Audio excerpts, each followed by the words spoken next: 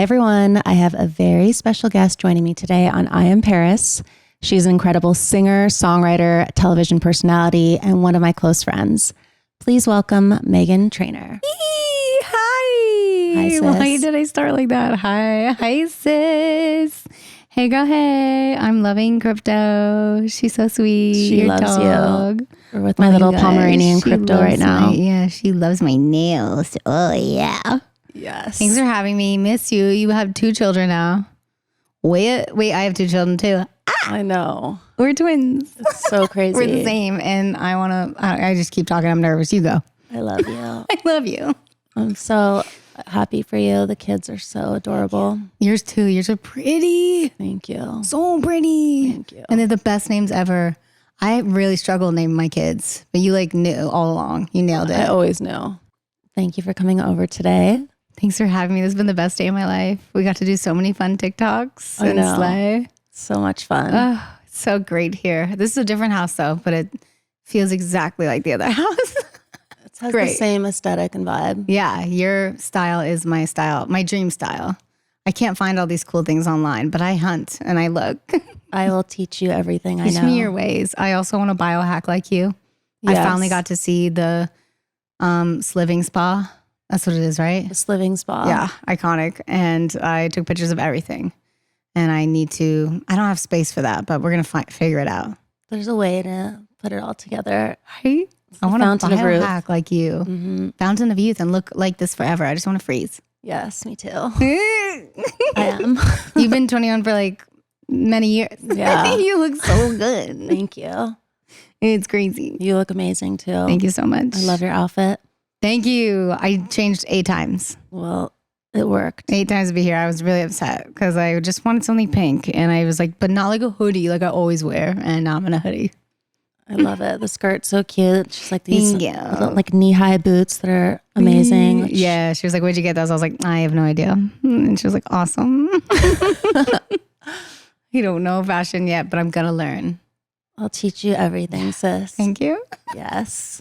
So we're going to start talking about the past and all the moments in your life that made you the icon that you are today. So starting with your childhood, when did you first realize your love for music? Oh, at a very young age. My dad was a music teacher, like a band teacher. And they would always play really good music at my house. And I had an older dad. So my dad was 43 when he started having babies and my mom was 23. Mm-hmm. Scandal. They're 20 years apart. And so she would play like Madonna and like Britney Spears and Backstreet Boys and NSYNC with me and Christina Aguilera. And then my dad would play like funk and soul and like he loved James Brown and Stevie Wonder. And sometimes he'd play like really good gospel songs and big choirs. And I was just like, oh, this is the best sound ever. This is the best feeling. We saw videos of like family party dance nights of just my mom and dad and my 2 brothers and I, where we'd be like in PJs and we would just jam out right before bed. And I can't wait to do that with my kids someday. And Riley's already like, he's like, I want to watch a music video. Yeah. And I'm like, all right, what do you want? He's like, Beyonce. And I'm like, absolutely you do. You're a good boy. He has good taste. He has great taste. But I showed him your TikTok today and now he can't stop staring at you. He loves a blonde. He was like, oh my God, play it again. And I was like, not again, we're good. Which TikTok? The one with you, the photo shoot, the last one that you did, the photo shoot with the family. Yes. And it's playing Sia's song that you guys have. Fame Won't Love You. Yes. Is that what it's called? I love it. Thank you. And yeah, he's just wanted it over and over again. I love him. I can't wait to have play dates with the kids. I know. He's not good at sharing right now. Oh, really? Like, give me a minute. He's not. He's working on it. He's learning how to share. Like, because his little brother finally is crawling and he wants to go right to his toys. And he sees him coming for his toys. So he starts hoarding them all. He grabs them all and collects them. And he goes, Barry no want to play right now. And I was like, yes, he does. He wants to play. And he's like, but I don't want him to. I was like, we need to share. Is he jealous of him? It's just the sharing thing. He literally will hoard all his toys like under a blanket and like no one gets to have them. I'm like, you could play with him. He's like, no, they're mine. they're mine. And I was like, literally, I'm at the point where I'm like, we don't say mine anymore. We say ours. He's like, but it's mine. Oh my gosh. No. That's so fun. But he's so cute when you do it that I can't help but laugh. Yes. It's great. Okay, so tell me about your cover band, Island Fusion. Oh no, Paris. What was it like playing in the band with your family? You weren't supposed to find that. Okay, I had a family band. That was awesome. I was like 13. I was at like my most insecure self. And I was living my dreams being a pop star with my auntie, my uncle from Trinidad. And my dad was on keyboard. He would play like trumpets and everything on there.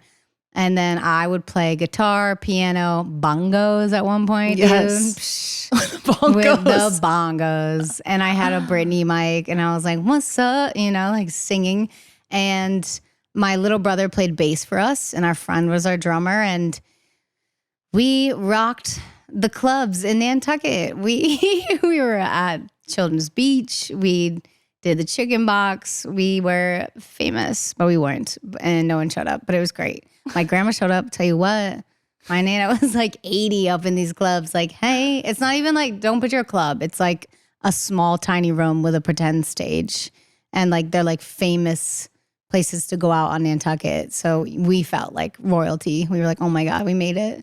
And we would sing everything from soca and calypso songs that were popular at the time or like big hits that my uncle taught me. So I also grew up with that genre, which is my favorite.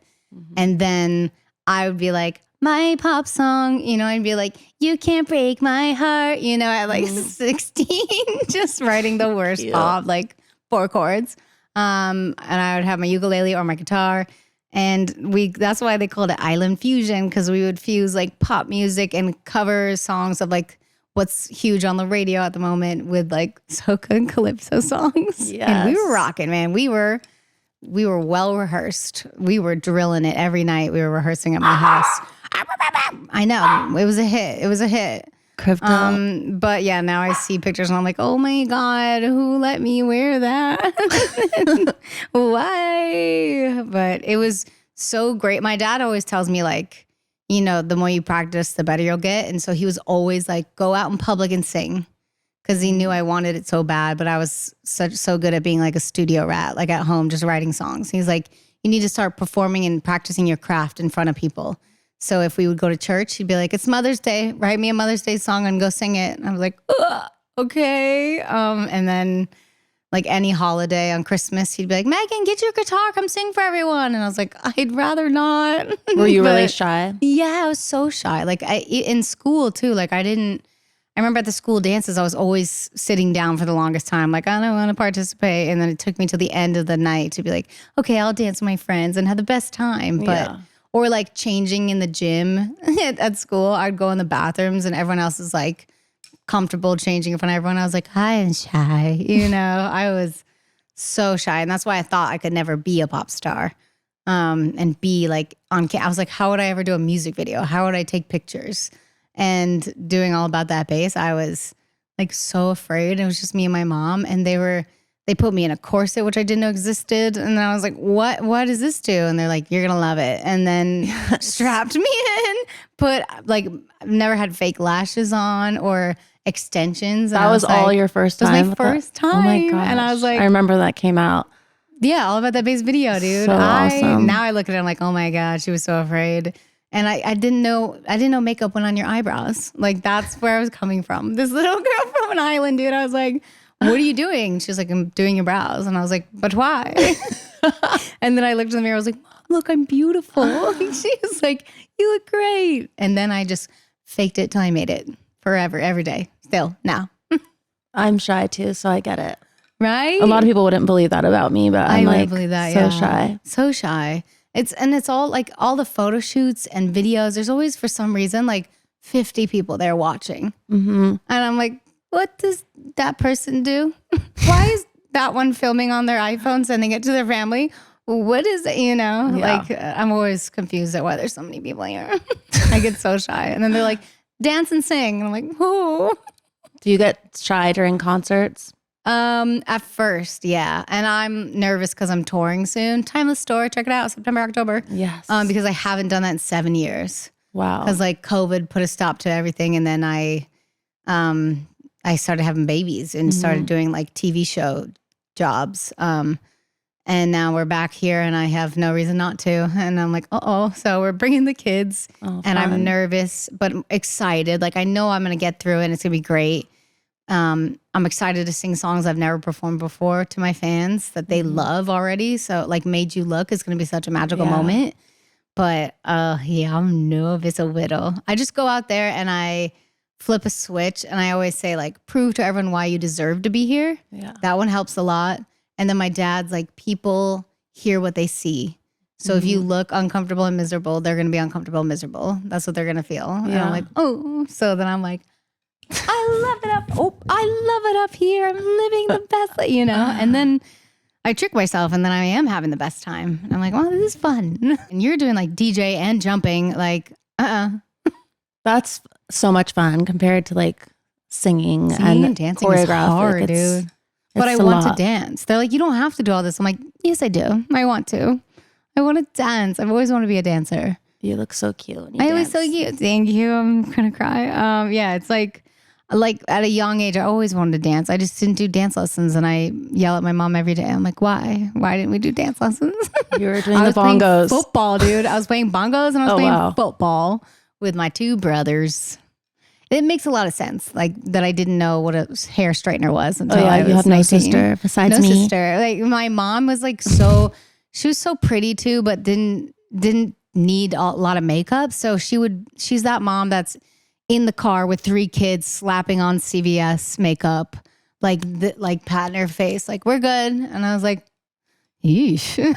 But she was beautiful. And I was like, oh, you got it. I was like, that works for you. So yeah, I didn't even know you could do all this. Now I do my makeup, but I slay. Thank you. Yes. Do you know how to do your makeup?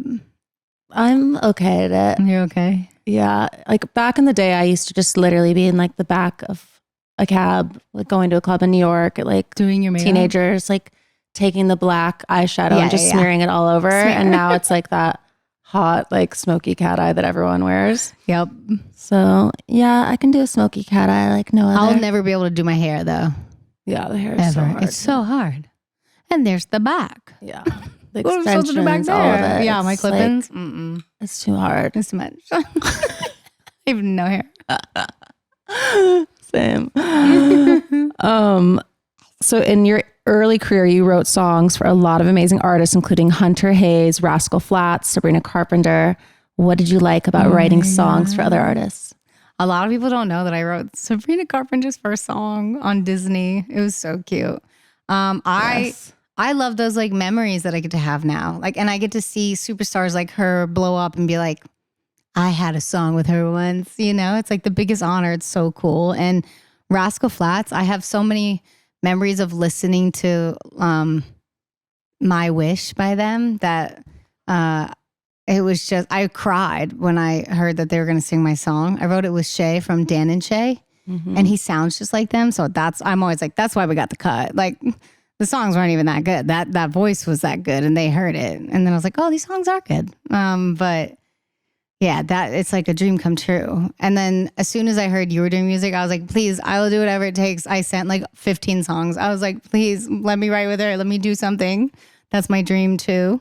You killed it. And now we are doing a song. It'll never make sense to me. Yes. But so happy. That's my dream. And I hope to do more of that. Like once this album's out and I do the tour, my plan is to come back and start doing sessions. Like I'm trying to do a session with Rita Ora. I love her so much. She's so much a superstar. Fun.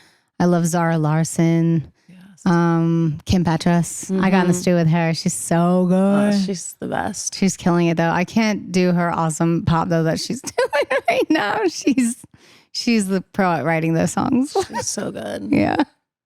I love the songs that you wrote me. I was like, as soon as I got them, I was just like, oh my God, these are epic. I cannot get them out of your mind. Yeah. So, I was like, as a Paris Hilton super fan, like, what do I want Paris? What do I want to hear her sing right now to put out? And I was like, this song and this song and this song. I was like, I got them.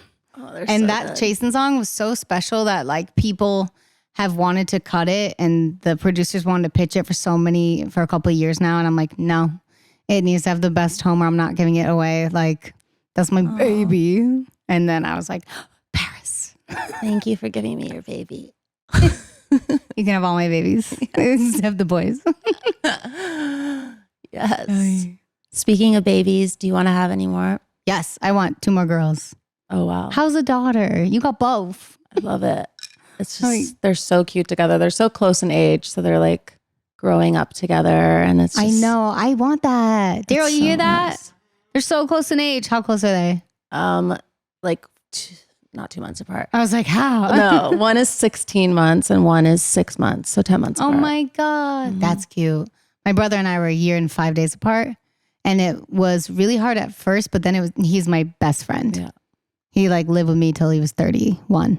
Yes. Just moved out. I was like, no, we had a deal. Yeah. So they'll be best friends forever. But yeah, my kids right now are 2 years apart. And I want a daughter, 2 daughters. And Daryl's like, can we wait until Barry's at least 3? And I'm like, 3 years apart? Ugh, no. I want to get out of the diaper phase so we can all go to Disney. Like I want to pack up the car, get a van, like The Sprinter. I want to travel with him. That's the other thing too. Like if I do travel trips, like I'm sure you do all the time, they're like, it's too short of a trip to just drag this baby there and torture them and bring them back. And I'm like, so I just don't get to see my kids. Like, oh no. And I agree. Like that's a lot on a baby. So then I go, okay, I'll pass on this one and then I'll pass on the next one. And then I'm like, I'm not seeing them a lot, you know? Yeah. So it's so important to try and do that. I tell them like, I won't go more than 1 week without seeing them. Like figure it out. Yeah, and even they do, 2 nights is hard for me. So hard, dude. I hate it. And then my husband used to like stay home on those trips. So then I didn't get to see my husband or my kids and I'd be FaceTiming him. And I was like, it's too soul crushing. Like it's too much for me. And so now he comes on the trips with me. I'm like, if I don't get to see the kids, neither do you. So, and now I can have like romantic time with him, but it's still so brutal. But thank God for FaceTime as well. I know, like dude. Technology. Think about it. They didn't have FaceTime back then. I know. I'm like, I'll call you as soon as I get in the car. And he loves it. Riley loves it. So you feel like you're together almost. Yeah. And he goes, where are you in? Like, like, where are you? I'm like, I'm in a car. I'm on my way to work. Does he know what you do for a living? He goes like, are you going on TV? And I'm like, not today, but probably tomorrow. And then he was like, you sing and dance on stage and everyone say yay to you? I'm like, yep, everyone say yay to me. He's so cute. I don't know if I think he thinks every mama has a music video on YouTube, you know, or like our wedding videos on YouTube as well. And he's like, watch mom and dad get married. And I'm like, okay. I was like, how sick is this, dude? And then my mom was like, when you're grandma, you could be like, look at grandma's video. Look how cute she was. I'm like, that's bizarre. So cute. Sick. Can you share a story behind one of your favorite songs that you've ever written? I got to send you this song. Oh, there's too many. I like To the Moon is like I'm most proud of that song right now. Like top to bottom pop song, creative and unique and special and simple enough you could learn it in one take. But I was just really proud of her. I'd give her an A++. Yes. But proud of a song. I did a song with Dan Wilson who did Never Mind, I'll Find Someone Like You.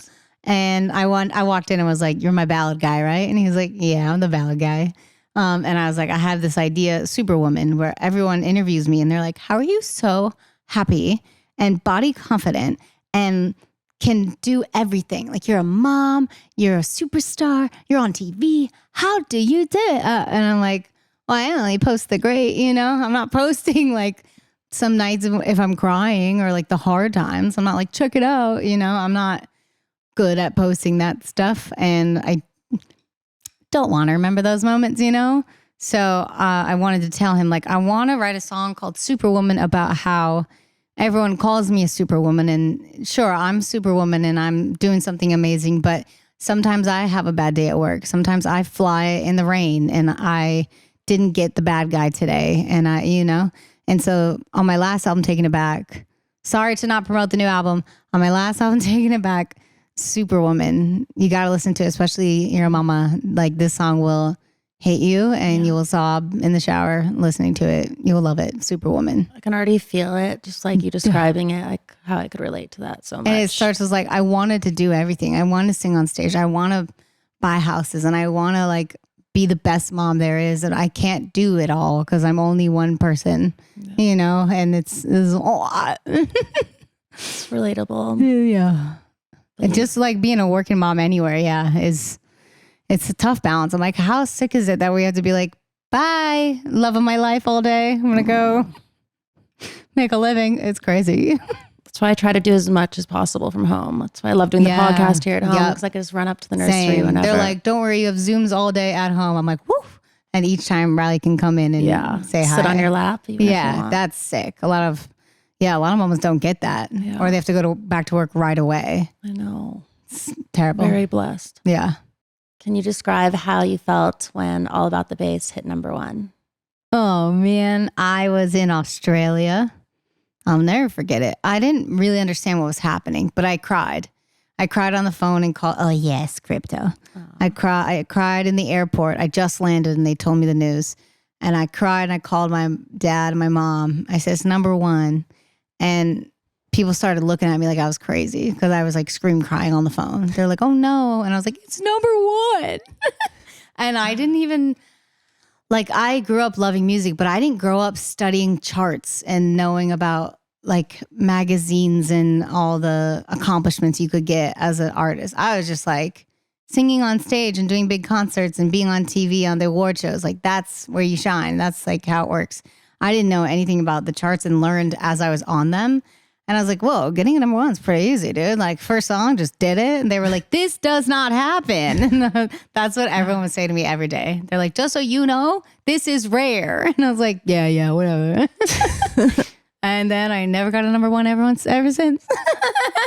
You always so crush close. it. But yeah, that. So now looking back, I'm like, oh my God, I had no idea what was going on. That song's iconic. She is something. She is something else. I remember my family, out of all my songs, was like, this is the one? This is the one we're going to go out with? Because like, I knew I could write in different genres and doo-wop and that lane was like fun for me. But I wasn't like, oh, I'm Megan Trainor, the doo-wop pop star, and I'm going to change the game. Like, I was like, I'll sing it, whatever. I was like, I'll write this funny song that no one will hear. And like, I wish this would play on the radio. That's how I wrote it. I was like, I wish I heard songs like this. Because at the time it was all EDM love songs. Mm-hmm. And I was like, I don't relate to any of this. I'm single and sad. And then when I put the song out, like I did the music video with no management at the time. Like, that's how early I was. I was still meeting people. And I was trying to sign a deal that was just the song. But they're like, no, we want 5 albums. And I was like, of me? You don't even know if I'm good yet. Like, okay. And then I did the music video Terrified and it came out. And I remember being like, I'm embarrassed that my friends are going to see this. Like, I was wearing all black, like hoodies. And then I was like in a dress all of a sudden with fake hair and a bow. And I was like, this is like a character, right? Like, this isn't who I am now. And they're like, yeah, sing. And I was like, okay. And they tried to, and I was like always lost. But now I found my way in fashion and comfiness and being cute. But I was like embarrassed that my friends would see it. And then my older brother was in college and he said, dude, my friends watch this and they say you're going to be so famous. And I was like, what? I was like, people are copying the outfit and trying to like recreate it. Then it was like shared everywhere on Facebook. And I saw it got like, I was like, if anyone sees it, like I win, that's it, done. I got a record deal. I already won. Like in my head, I was like, that's all I wanted was someone to look at me and say, oh, you could be a pop star. I was like, really, for real? That's my dream. And then when the song started blowing up, I was like, uh-oh, too many people are watching this. Like, oh no. And then Justin Bieber remixed the song while I was still living in Nashville. And I was like, it's a wrap. We got to go. We got to go to LA. I'm about to be so famous. Uh-oh. And I called my brother. I was like, you got to drop out of college. You need to come with me. I need a roommate. I can't live out there alone. Like, what am I going to do? And he did that for me. He also wasn't loving college and he was an alcoholic. So it was the best for all of us. Yeah. Sounds a lot more fun. Yeah. More fun in LA. It's great. And what was the message that you were hoping for your listeners when they listened to that song? Oh, with that song, I was writing for my young, insecure self that like I wanted that to be on the radio and I never thought it would be. So when it was just too cool. And then I noticed when I would do shows that parents would come up to me first in the meet and greets and would be like, hey, you're about to meet my kid. They wouldn't leave their room until you put out the song. And I was like, what? Like my daughter was upset until you released the song. And I was like, this 3-minute song that took me 45 minutes to write, I changed her whole life. They're like, mm-hmm. And I was like, got it. And then she showed up or each kid, like, I would just hug them and be like, you are so needed and important. And I'm so glad you're here. And like made sure they knew they were loved and heard. And I saw like the superpower that I had in that moment. I was like, oh God, I got to use my powers for good. Yeah. And so every time I got in the studio, my first initial thought is like, how can we write a self-love anthem? It's like what I do best. It's my bread and butter. It's my because I need it the most, you know? I need it for myself. A lot of songs on this new record, Timeless, there's a song called Bestie. It's like, I want to be my bestie. I want to love myself like that. And another song that's like, I'm crushing on me. It's like, I'm crushing on me. I look good, you know? So I found cute, cool ways to say, love yourself. Like what I want people to write on the mirror. I have another one with Niecy Nash that says, I want to thank me. Inspired by her amazing speech at the Emmys. And I've seen fans like put notes on their mirror that says, I want to thank me for looking like this. And it's so cute. And yeah, it's amazing awesome. What you can do through music and just right. How much it could impact someone's I was like, life. for a song? Yeah, I could do that again. No problem. That took me a day. Let's do it. It's epic. And I love that I always say that as well. Like, I feel like it feels like having a superpower, like having this platform and this fame and being able to like make people feel so good inside. Right. Just from smiling with them. Just from being there. Or just you with your music. It just, I don't know. I've always been inspired by you and I think that you're amazing and you're so kind and sweet and you're beautiful. I'm always inspired by you. You're always there for your fans, dude. You're like your love for your fans and the relationship y'all have, I'm like jealous of it, dude. It is above and beyond. And you like show up and you take pictures forever. Yeah. And I stand out there and I do that. And my husband's like, we gotta go. And I'm like, I'm not leaving. Because I think of you and I'm like, Paris will stand out there. Paris will take pics. Paris will show up. And you travel the world for them. And that's sick. I love my little Hiltons. And it means so much to people to do that. Like I will feel so bad if I don't get a picture with each person. Yeah. Like I need to make sure that everyone my team knows them. They're like, we have to go. Yeah, we're going to be late. I've missed flights. I'm like late to everything. Like, you literally have a flight waiting. We have to go. And I'm like, we'll figure it out. Well, that's good because you have a big heart like me. Yeah. You inspire me. We're going to live forever. Yes. Loves it. Loves it. So in the next episode, we're going to catch up on what's going on right now. So stay tuned for the next episode of I Am Paris.